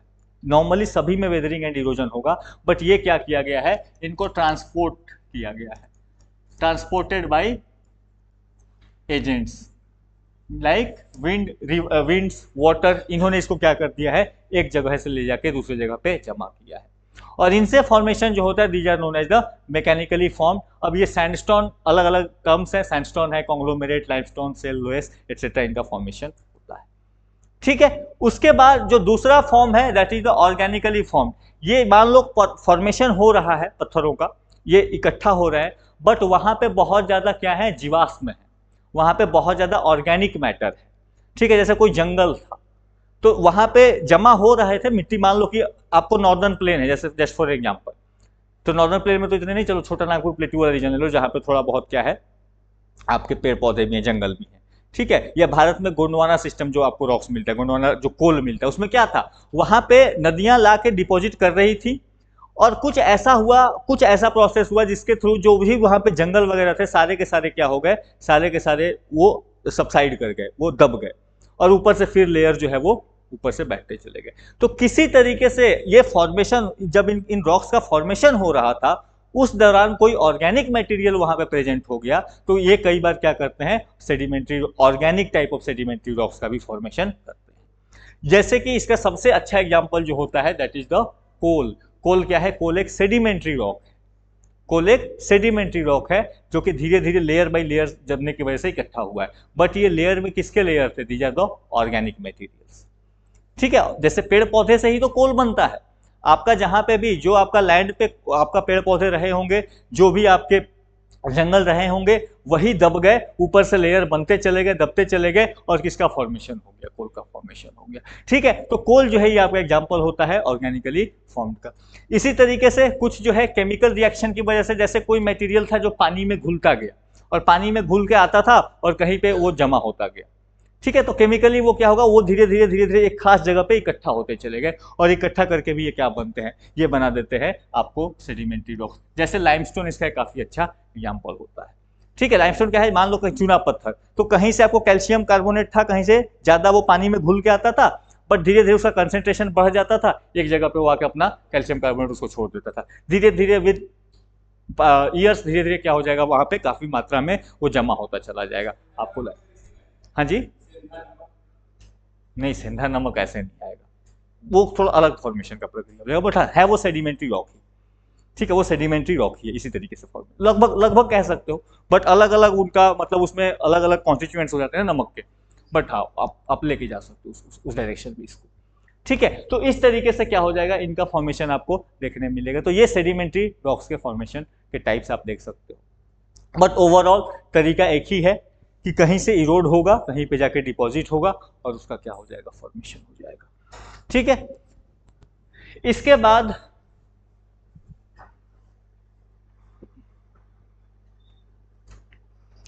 तीसरा जो टाइप है that is known as the metamorphic rocks. ये कैसे बनेगा, मैंने बताया आपको कि या तो इग्नियस रॉक हो, या तो सेडिमेंट्री रॉक हो, या खुद मेटामॉर्फिक रॉक ही क्यों ना हो, पहले से बन रखा है।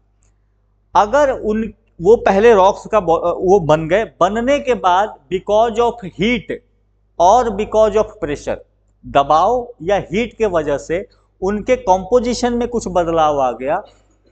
ठीक है, उनका कॉम्पोजिशन थोड़ा बहुत चेंज हुआ, तो फिर उस पत्थर को क्या बोलते हैं, that is known as the आपको मेटामॉर्फिक रॉक्स। जैसे फॉर बहुत बड़ा एग्जांपल है, जैसे लाइमस्टोन जो पत्थर है आपका, लाइमस्टोन को हमने क्या देखा, ये एक सेडिमेंट्री रॉक है, लेकिन वही limestone because of heat, because of pressure क्या बन जाता है, वो मार्बल बन जाता है। ठीक है, तो वही चूना पत्थर, उसका उसके कंपोजिशन, उसमें केमिकली वो सेम है, बट उसका कंपोजिशन हीट के अंदर में, हीट के वजह से और प्रेशर की वजह से उसका फॉर्म क्या हो गया, उसका नेचर जो है वो बदल गया, वो क्या बन गया, वो मार्बल बन गया। ठीक है, कोयला सेडिमेंट था, बट वो मेटामॉर्फोज्ड होकर क्या बन जाता है, डायमंड, डायमंड। ठीक है, किसका, इसका भी बिजली कंस्ट्रक्शन के पर्पस, ये ज्यादातर कंस्ट्रक्शन वाले होते हैं, ये ज्यादातर कंस्ट्रक्शन वाले सेडिमेंट्री रॉक से मिलता है, पेट्रोल सेडिमेंट्री। हाँ जी, ईंधन के रूप में सेडिमेंट्री, वहां पे सेडिमेंट्री रूप में मिलेगा। सेडिमेंट्री रॉक्स में आपको चाहे वो कोल हो या पेट्रोलियम हो, वो भी सेडिमेंट्री रॉक्स में मिलता है, वो मेटामॉर्फिक में नहीं मिलता। ठीक है, सीमेंट तो आपको डोलोमाइट है, चौक है वो, सीमेंट तो चौक से बनता है, डोलोमाइट से, लाइमस्टोन है वो। ठीक है, ये जनरली कंस्ट्रक्शन मटेरियल्स होते हैं यहां से। ठीक है, ओके।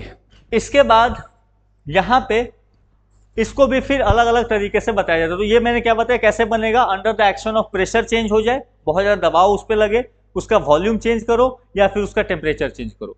तो जो पहले से बनी हुई चट्टाने हैं, पुरानी चट्टाने हैं, उन पे आप अत्यधिक प्रेशर दो या फिर उनका वॉल्यूम का बदलाव करो, ऑब्वियसली प्रेशर दोगे तो वॉल्यूम में चेंज आएगा, या फिर उनके टेम्परेचर में बदलाव करो।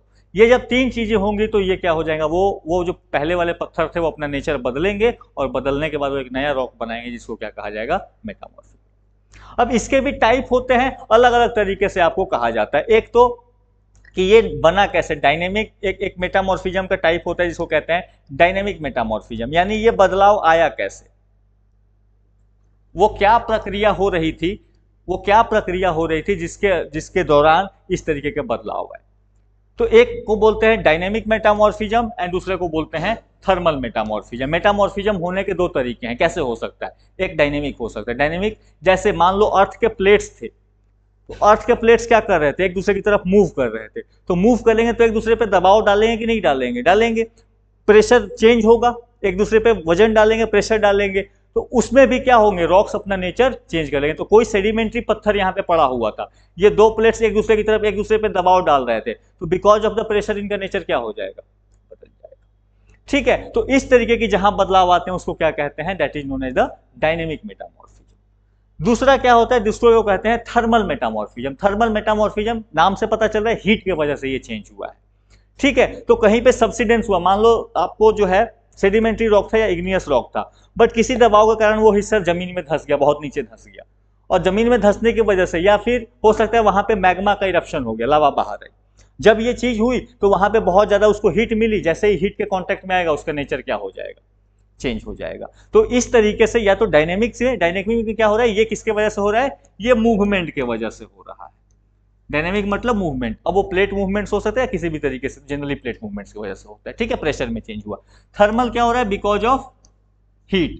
अब ये हीट के भी अलग तरीके हो सकते हैं, कैसे ये हीट मिला, तो हीट की वजह से भी ये क्या हो सकता है, चेंज हो सकता है, और इस तरीके से मेटामॉर्फिक रॉक आपको जो है वो बनते हैं।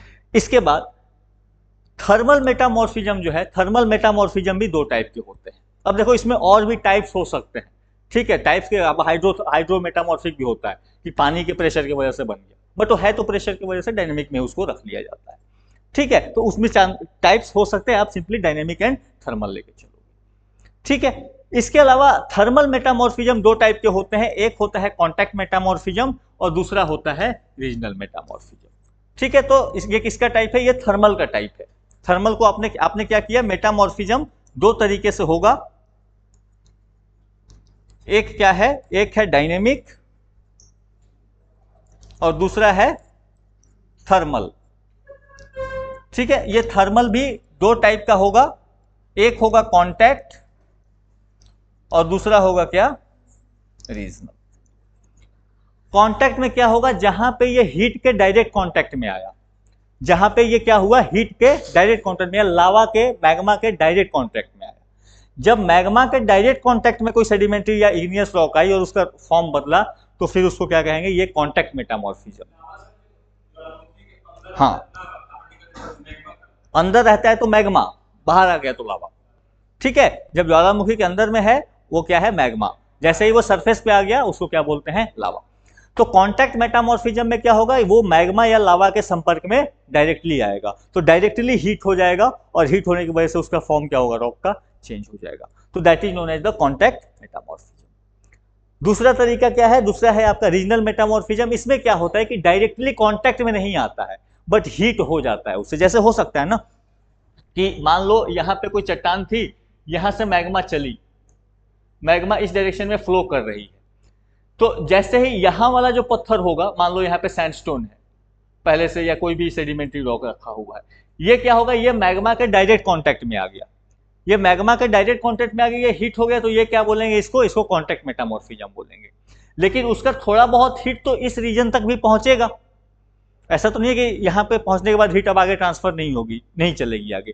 तो यहाँ पे क्या हो गया कि बिकॉज ऑफ ये हीट थोड़ा बहुत कंडक्शन या किसी और प्रोसेस से थोड़ा सा आगे बढ़ रहा है, ये डायरेक्ट टच में नहीं था, बट क्योंकि हीट यहाँ पे ट्रांसफर हो रहा था थर्मल वेव्स के फॉर्म में, तो इसने क्या कर दिया, इसने इसका नेचर बदल दिया। तो ये जब कहानी होगी, यानी कि मैग्मा से चिपक करके, मैग्मा जब हॉट मैग्मा के डायरेक्ट कॉन्टैक्ट में आके चेंज हुआ, तो उसको हम कॉन्टैक्ट मेटामॉर्फिज्म बोल देंगे।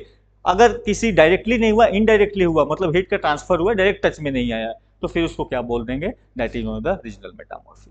ठीक है, ये पूरी की पूरी कहानी आपको मेटामॉर्फिज्म की रहेगी, और इस तरीके से मेटामॉर्फिक रॉक्स आपका फॉर्म होते हैं। अब बहुत सारे एग्जांपल्स हैं कि कैसे आपका फॉर्मेशन होता है, ये आपके लिए इंपॉर्टेंट हो जाएंगे।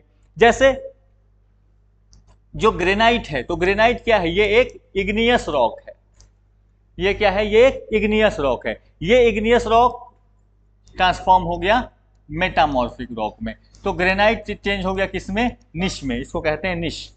ठीक है, तो ग्रेनाइट किस में चेंज हो गया, ग्रेनाइट निश में चेंज हो गया। इसी तरीके से जो लाइमस्टोन है, लाइमस्टोन है, तो लाइमस्टोन क्या था, लाइमस्टोन आपका सेडिमेंट्री रॉक था।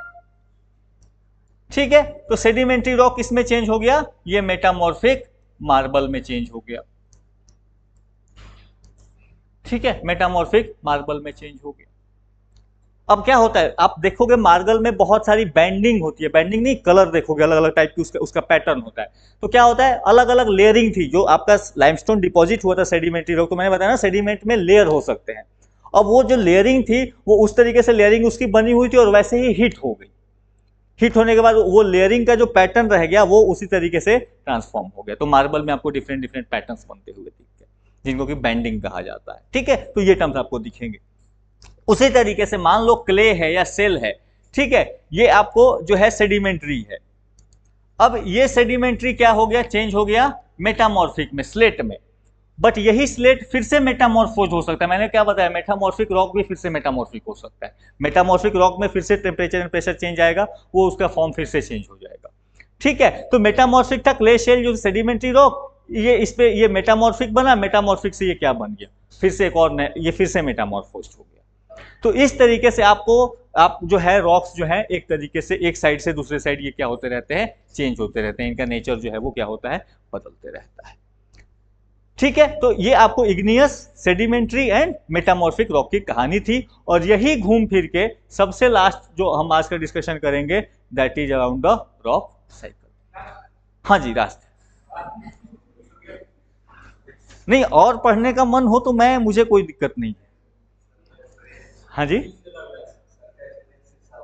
हाँ हाँ, मेरा तो 8 आवर तक का है। हाँ, देखो रॉक साइकिल जो है, ये रॉक साइकिल आपको यही बताता है सिंपल भाषा में कि रॉक जो है एक से दूसरे फॉर्म में ये क्या होते रहते हैं, चेंज होते रहते हैं। तो आप अगर फिगर को समझ लोगे तो कहानी आपकी जो है वो आसान हो जाएगी। चलो सबसे पहले क्या था, वहां से स्टार्ट करो, मैग्मा से। ठीक है, मैग्मा बाहर आई सरफेस पे, ठंडी हो गई, मान लिया कि बाहर आ गई थी। ठीक है, सरफेस पे आ गई, ठंडी हो गई, और ठंडी होने के बाद, कूल होने के बाद वो क्या बना देगी, आराम से वो आराम आपको इग्नियस रॉक्स बना देगी।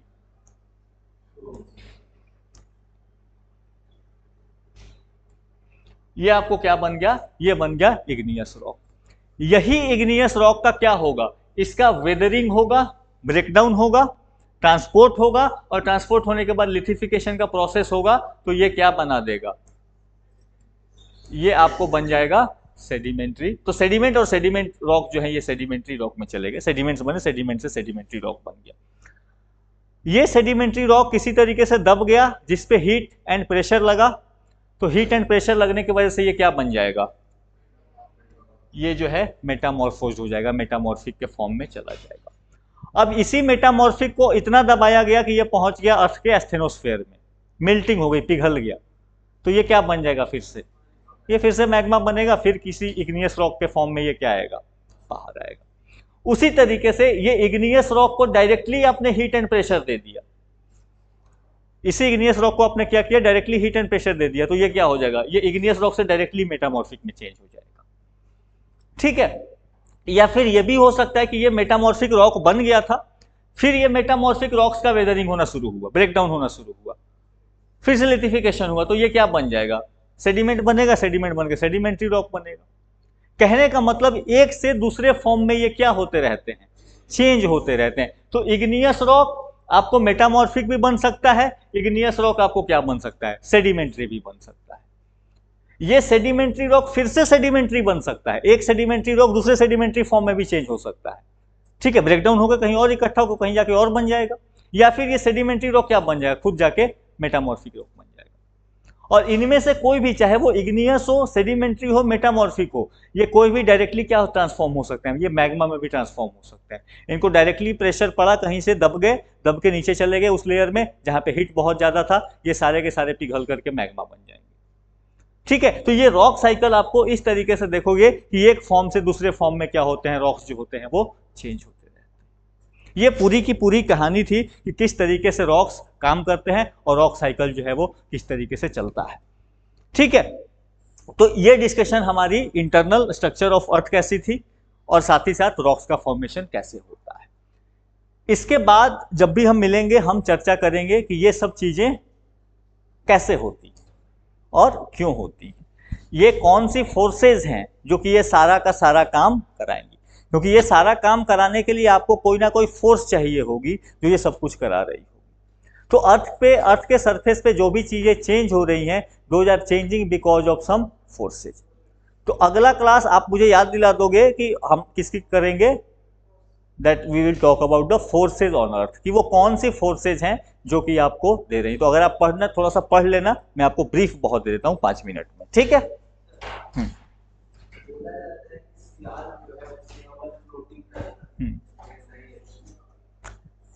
सियाल जो है सीमा पे, अब देखो इसको लेकर भी अलग अलग चीजें, आप एक टर्म पढ़ोगे जो है जिसमें आपको कहा जाता है, जैसे कुछ साइंटिस्ट का, कुछ स्कॉलर्स का मानना है कि ये फ्लोट कर रहा है डूब के। ठीक है, कुछ लोगों का मानना है कि नहीं, ये जैसे जैसे एक होता है पानी में डूब के फ्लोट करना, पानी में जैसे कुछ हिस्सा ऐसे डूबा हुआ है और फिर वो फ्लोट कर रहा है। दूसरा होता है कि नहीं, वो सरफेस पे ही है और सरफेस पे स्लाइड कर रहा है। ठीक है, मैक्सिमम जो व्यू मानती है वो ये मानती है कि ये फ्लोट कर रहा है। जो मतलब कुछ थोड़ा सा हिस्सा जो है उसका, जिस तरीके से नाव कुछ हिस्सा डूबा होता है और पानी में फ्लोट करता है, ये उस तरीके से कुछ हिस्सा डूबा हुआ है और फिर फ्लोट कर रहा है। ठीक है, हाँ जी, नहीं नहीं ऐसा थोड़ी है पानी की तरफ फ्लो करेगा। देखो एक टर्म इसमें यूज होता है, मैं उस लिए मैं लेके नहीं जाना चाहता। दो व्यूज हैं, एक कहता है, एक एरी का व्यू और एक प्रैट का व्यू है। ठीक है, एरी कहता है कि ये जो है ये डूब करके फ्लोट करते हैं, ये जो है ये डूब करके, जो जितना भारी होता है वो उतना ज्यादा डूबेगा और डूब के क्या करेगा, फ्लोट करेगा। ठीक है, तो पहाड़ है, तो पहाड़ की हाइट जो है वो ज्यादा हो गई, यानी भारी भी ज्यादा होगा, तो वो क्या होगा, पहाड़ डूबे भी ज्यादा नीचे तक होंगे। ठीक है, वो ज्यादा नीचे तक डूब के और क्या कर रहे होंगे, फ्लोट कर रहे होंगे। ये एक एरी का व्यू है। दूसरा एक कहता है प्रैट, वो कहता है नहीं ऐसा कुछ नहीं, कोई भी हो सब बराबर लेंथ तक डूबे हुए हैं, आपका पहाड़ हो या टापू हो, प्लेटू हो, प्लेन हो, ओशियन हो, ये सब जो है आपका सीमा में बराबर लेयर तक डूबे। ठीक है, तो ये थियरीज हैं, कैसे है वी डोंट नो, हमें नहीं पता। ठीक है, ये लोगों ने बताया कि ये फीचर्स हो रहे हैं तो ऐसा होना चाहिए था, कुछ लोगों ने कहा नहीं ऐसे होगा, बट वो बाद की चीजें हैं, वो हम देखेंगे। ठीक है,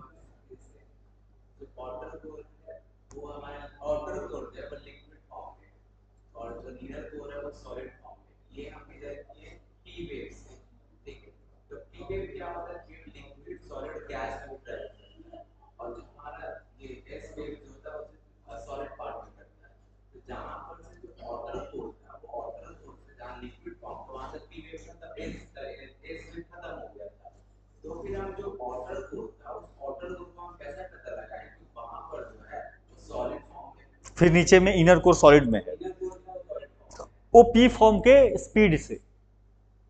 लिक्विड में क्या होगा, उसका स्पीड कम होगा, जैसे ही वो सॉलिड में आएगा तो उसका स्पीड क्या हो जाएगा, चेंज हो जाएगा। स्पीड चेंज होगा, साथ ही साथ उसका डायरेक्शन चेंज होगा।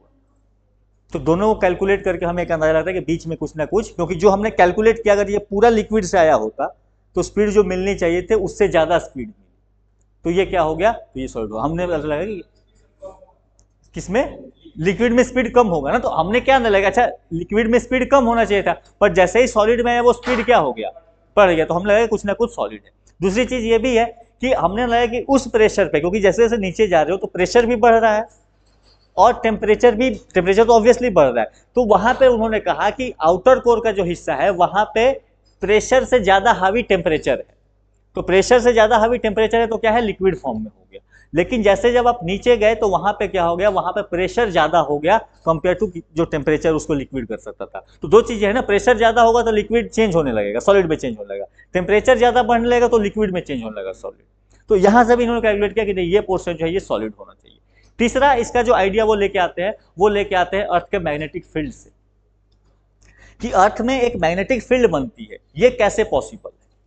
तो फिर इन्होंने इसको कैलकुलेट करके उनको एक आइडिया मिला कि अगर इनर कोर सॉलिड हो, आउटर कोर लिक्विड हो, तो एक मैग्नेटिक फील्ड जो है वो जनरेट हो सकता है। तो अगेन आई एम सेइंग ना, ये जितनी चीजें हम पढ़ रहे हैं कि ये क्या है, दीज आर थियरीज, ये 100% प्रूवन फैक्ट इनमें से कोई भी नहीं है, not even a single term जो मैंने आपको बताया। रॉक्स वाले नहीं, इंटीरियर वाले बात, रॉक्स की तो चलो वो तो हमने क्लासिफाई किया।